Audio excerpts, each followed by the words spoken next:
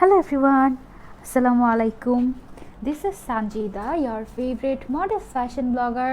পরেছিলাম শিফন হিজাব এন্ড ওই শিফন হিজাবটা পরার পরে আমি অনেক রিকোয়েস্ট পেয়েছি যে আপু শিফন হিজাব তুমি কিভাবে পরেছিলে, কিভাবে পরে তুমি সামনের দিকটা এতখানি কভার করতে পেরেছিলে। বেসিক্যালি হিজাব যত বড় হবে ততই তুমি কভার করতে পারবে, এটাই স্বাভাবিক একটা ব্যাপার। তাই হিজাব টিউটোরিয়ালটা তোমাদের সাথে শেয়ার করে ফেলি যে আমি কিভাবে পরেছিলাম। আমি সবার আগে যেটা করেছি হিজাবটাকে না হালকা একটুখানি ফোল্ড করে নিয়েছি, ঠিক আছে, হালকা একটু ফোল্ড করে নিয়েছি সো দ্যাট আমার এই যে সেলাইয়ের অংশটা এটা যেন ভেতরের দিকে ঢুকে যায় এবং এরকমভাবে সুন্দর মতো হয়ে থাকে। ওকে, দেন আমি ফোল্ড করেছি, পরে আমি জাস্ট এখানে তোমাদের সামনে তো একটা পিন দিয়ে নিলাম।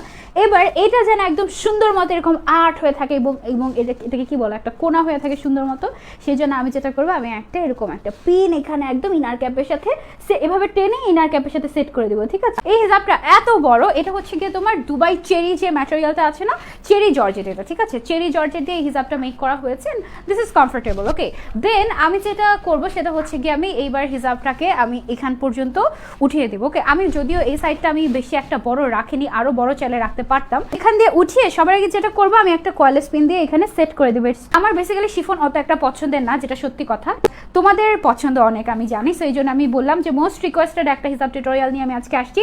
অ্যান্ড মোস্ট রিকোয়েস্টেড এটার কারণ হচ্ছে গিয়ে অনেক কাপড়ে শিফন হিসাব পড়তে পছন্দ করে এক কালারের অ্যান্ড ভাবে যে সিম্পল ভাবে কিভাবে পরবো এটাই অনেকে বুঝতে পারে না, সেই জন্য আমি জাস্ট সিম্পল একটা হিজাব টিউটোরিয়াল নিয়ে এসেছি। বড় রেখেছি না, আরেক সাইডটা বড় রাখার জন্য আমার যেটা করতে হবে এভাবে করে নিয়ে আসতে হবে আমাকে, ঠিক আছে। আমি চাচ্ছি কি এই সামনের জায়গাটা না একটু উঠিয়ে দিতে অ্যান্ড দুই সাইড দিয়ে এরকম করে আমার ইয়েটাকে কভার করতে চাচ্ছি আমি, আমার কি বলে ফ্রন্ট সাইডটা দুই সাইড দিয়ে আমি এভাবে করে কভার করতে চাচ্ছি, ঠিক আছে। তো আমি কিন্তু এটা ওই সাইড দিয়ে নিয়ে নিল, আমি সামনের সাইড দিয়ে এটা কিন্তু দিয়ে দিচ্ছি। ওকে, এভাবে করে আমি দুই সাইড দিয়ে কিন্তু পিন আপ করে নেব। ওকে, এই যে এই সাইডে একটা পিন করবো অ্যান্ড এই সাইডে একটা পিন করবো, দুই সাইডে পিন করলে দেখতে অনেক সুন্দর লাগবে, তাই না। তো এই দুই সাইডে আমি পিন করে নিচ্ছি অ্যান্ড অবশ্যই আমি কয়েলেস পিন ইউজ করবো। এটা কেন যে সেট হচ্ছে না এখানে আমি জানি না, I need a safety pin to pin here.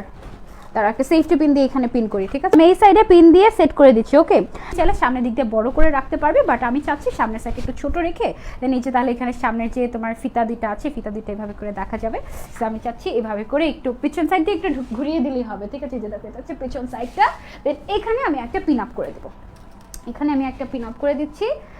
এই হেডপিসটা আমি একটা মাথায় পরে ফেলি, হ্যাঁ, তাহলে সুন্দর লাগবে। ওকে, আর একটা চশমা ব্রুচ আমি এই জায়গাটার মধ্যে পরে ফেলতে চাচ্ছি, তাহলে চশমা ব্রুচটা খুঁজে দেখি পাই কিনা। আরেকটা কয়েল স্পিন লাগবে আমার, আরও একটা কয়েল স্পিন লাগবে আমার। কেন লাগবে সেটা আমি তোমাদেরকে একটু বলে দেই। আরেকটা কয়েল স্পিন আমি দিব ঠিক এই জায়গাটাতে, যেন আমি যতই নড়াচড়া করি আমার হিজাবটা যেন নড়ে চড়ে না যায়, আপু ইচ্ছা মতো করে পড়তে পারবে। ওকে, সেই ছিল আমার একটা ভেরি ইজি হিজাব টিউটোরিয়াল। আমার মনে হয় যে সবাই তোমরা এটা পড়তে পারবে এবং যারা যারা হিজাব পড়তে পারতে না তাদের জন্য খুব পারফেক্টলি তোমরা দেখিয়ে দিয়েছি আমি, যেন তোমরা পড়তে পারো। হ্যাঁ, পেছন সাইডটাও আমি দেখিয়ে দিলাম, পেছন